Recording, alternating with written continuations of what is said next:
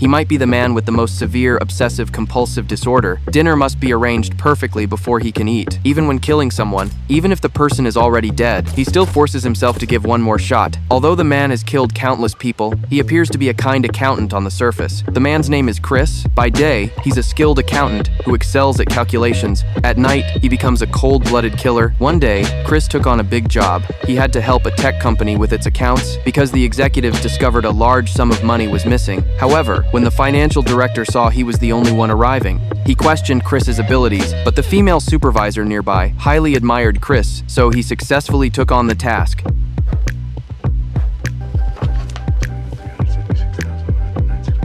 With his outstanding talent, he quickly organized the company's financial data. He mapped every expense on the wall. A female accountant, seeing this, found it unbelievable. I went through these ledgers for months and I got through one fiscal year.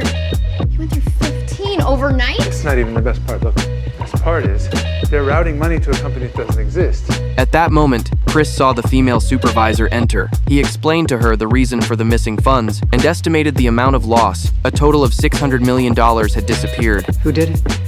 Best guess. I don't guess.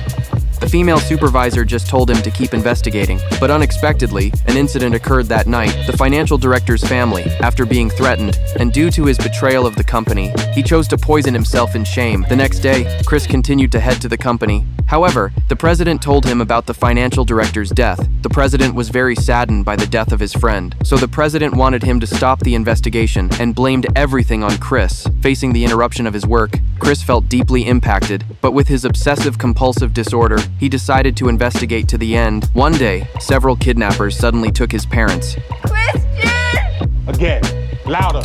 Although he shot and killed a few of them, the kidnappers still drove his parents away. Chris desperately chased after the car.